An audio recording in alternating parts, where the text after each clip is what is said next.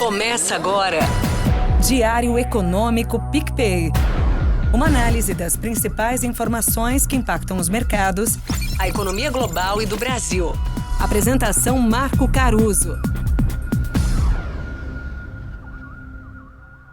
Olá, bom dia. Hoje é quarta, 19 de junho e este é o seu Diário Econômico.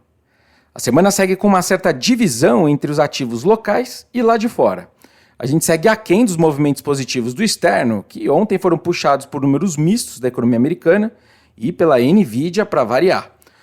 As vendas no varejo dos Estados Unidos ficaram no 0 a 0 em maio e os meses anteriores foram revisados para baixo, sendo então outro número que desacelera por lá, depois de leituras mais fortes que a gente viu lá no início do ano, falando de modo geral, né?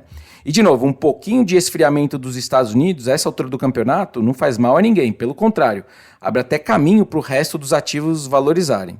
Não é à toa, por exemplo, que a gente viu o SP 500 voltando ali a namorar os 5.500 pontos, com os juros de 10 anos das Treasuries, o título público americano, de volta para perto de 4,20, ou seja, cedendo, né, melhorando.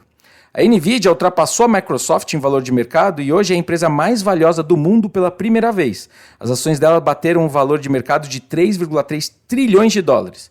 A inteligência artificial, então, continua aí no centro das atenções dos investidores e do mundo todo, né? Por aqui, a tensão pré-compou ganhou tempero extra com as críticas requentadas sobre o Banco Central e a sua política de juros. Nas palavras do presidente Lula, em entrevista à rádio CBN, o presidente do Banco Central tem que ser imune ao mercado, controlar o nervosismo e ajudar a fazer o país crescer. A pressão sobre o Roberto Campos é antiga e as críticas pioraram não só pela perspectiva de pausa nos cortes da Selic hoje, em 10,5%, mas também pela sua ida a um evento com o governador de São Paulo, Tarcísio de Freitas. De qualquer forma, a pressão certamente respinga nos demais diretores do Copom, especialmente naqueles que são cogitados para substituir o Roberto Campos na virada desse ano.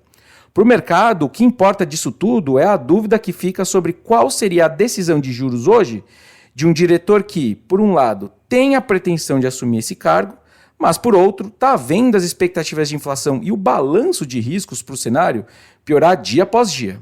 E nessa dúvida, o mercado comprou um pouco mais de dólar para se proteger, enquanto apostou numa curva de juros mais baixa no curto prazo, só que mais pressionada no longo.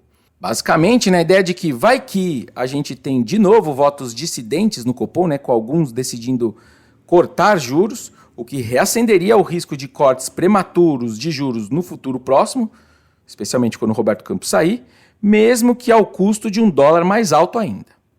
Outro ponto que coloca uma pulga atrás da orelha do mercado é a opinião do presidente ao dizer que o comportamento dos membros do Banco Central, abre aspas, é a única coisa desajustada no país no momento.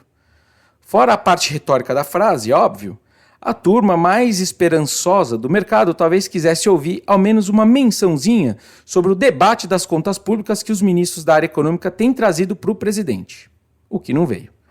Olhando para a nossa história, a história do Brasil, os ajustes nas contas do governo, de modo geral, só aconteceram de fato quando as demais opções não eram mais possíveis, ou quando os preços financeiros comprimiram para valer, pioraram de verdade, demandando uma resposta mais clara de Brasília.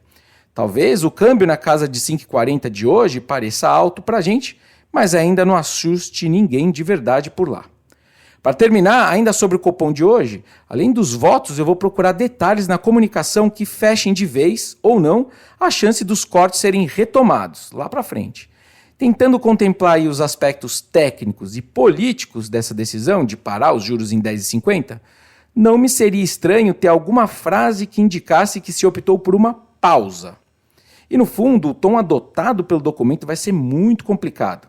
Como os mercados estão mais sensíveis ao assunto, o melhor a se fazer é não alimentar nem a fogueira dos que acham que o colegiado pode ficar mais leniente com a inflação no futuro, nem a fogueira dos que estão colocando chance de altas de juros em 2025, pelas dúvidas que a gente tem sobre cenário fiscal, cambial, inflação, etc.